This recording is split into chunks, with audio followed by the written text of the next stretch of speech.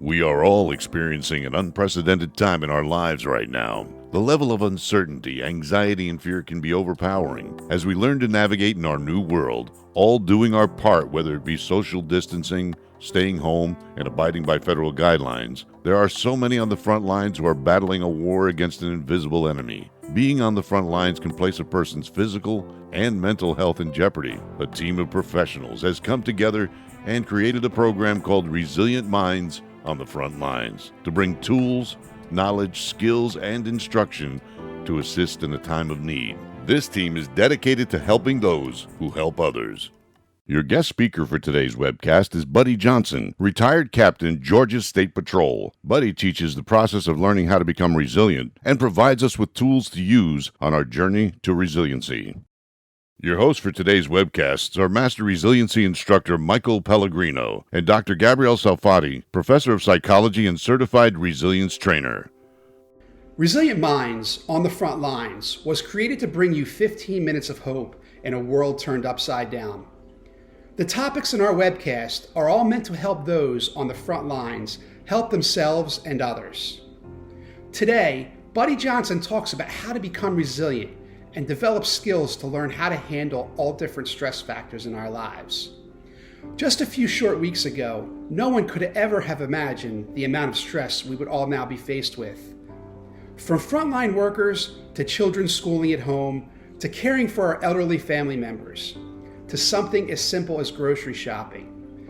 The stress can all feel completely out of control. We are all in this together, and know that we will continue to be here for you, providing you with tools and resources to assist during these incredibly difficult times. Be safe, be healthy, be resilient.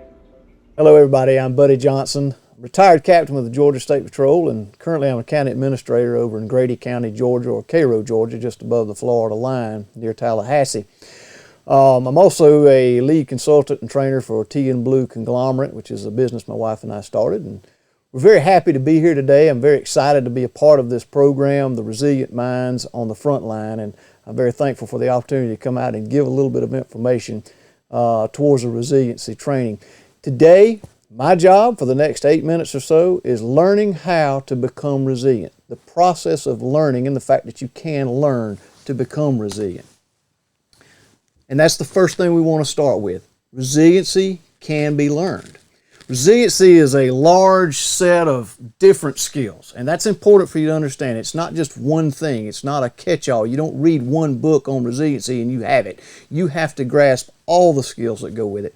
So it's a large set, different skills, and like all skills and traits, it can be taught, it can be learned, practiced, improved, and eventually it can be mastered. Now, I love this particular illustration because it helps explain how resiliency works for us. You've likely heard some of the other illustrations, such as the resiliency toolbox or maybe the Batman tool belt. These are all the same concept, so whatever works for you is great. For me, it's the Swiss Army knife. I like that. And the point is that we have to understand that resiliency is made up of many, many different tools that can be used for specific or general stress relief issues. And it's really important to grasp this. If you don't get anything else out of this message today, no one tool will stand alone. No one skill will stand by itself. You must have different skills to handle the different stresses in your life. And the more skills you learn, the better prepared you're going to be for whatever life throws at you. Now, on this particular illustration, you'll see that the knife is opened and you have the different skills in it, and that's why I like this. So you've got the logical thinking skill, ABCs. I have the blessings, the gratitudes I may need to go to.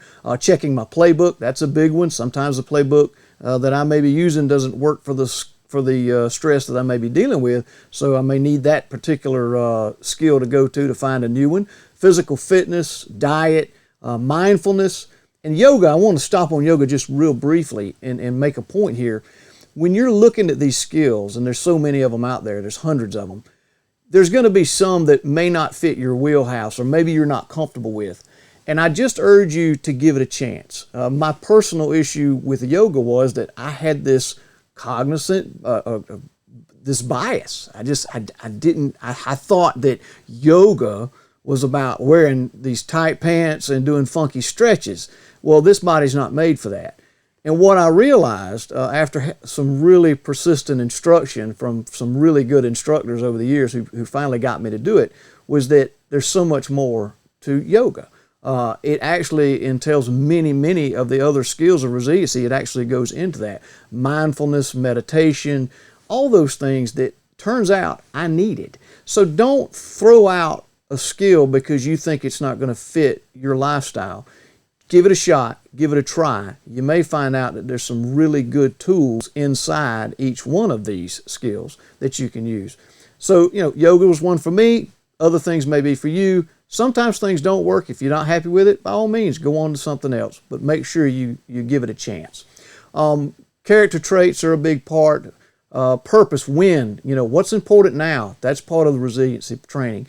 Meaning making, meditation. Meditation stands on its own, so we certainly want to take the time to grab those skills. But just keep in mind, resiliency is not about one thing, it's about hundreds of different tools we can use. And however you want to illustrate it's fine, but the Swiss Army knife works good for me. So, what are we talking about here today?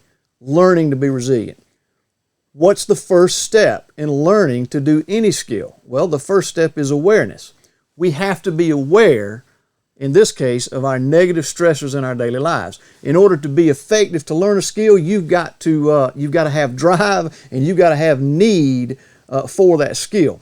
And awareness of our negative stressors gives us the passion and the drive and that need to learn the skill of resilience. So the first thing you have to have is awareness of your stressors. What is going on?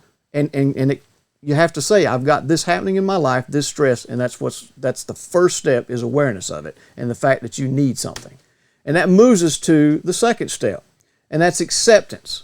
See, now that we're aware of the stress in our lives and the need to wrangle that in, we must now accept the concept of resiliency and its contribution to our future success and maybe overcoming those negative stressors in our lives.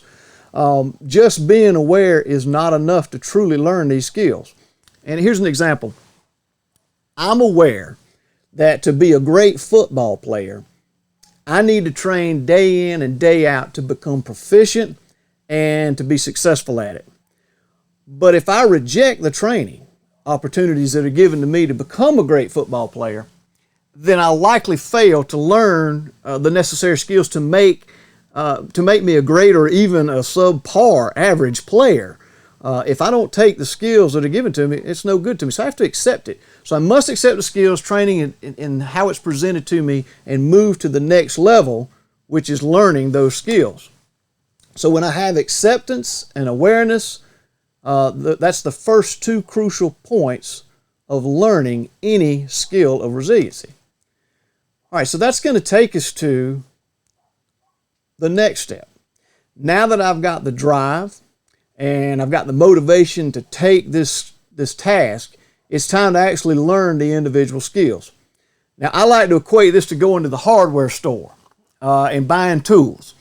So we don't just buy everything at one time when I go down to the hardware store. We should get the tools necessary for whatever job it is that we're planning on doing that day.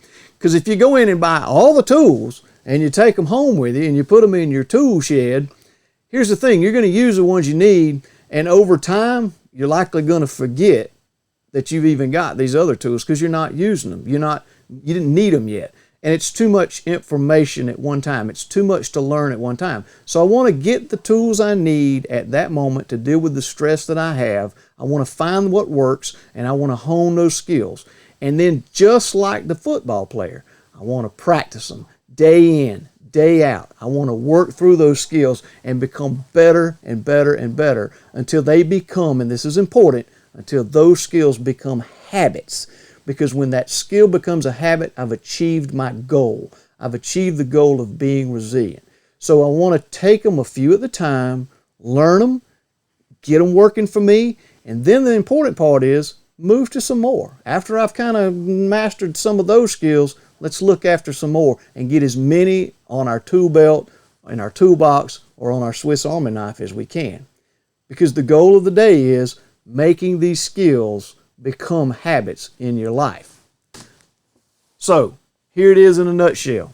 Learning to be resilient is about taking care of yourself so that you can take care of those you care about the most. And I'll say it again. Learning to be resilient is about taking care of you so that you can take care of those you care about the most. So in summary here today, resilience can be taught through awareness, acceptance, learning, practicing, assessing, and improving. Awareness of the issues that affect you negatively, accepting the training and resiliency as needed, learning of the different skills and techniques of resiliency, practicing daily those techniques in order to make those habits, make them habits, and assessing and improving the skills each time you use them. Slowly but steadily increase those skills over time. I appreciate my short time with you today.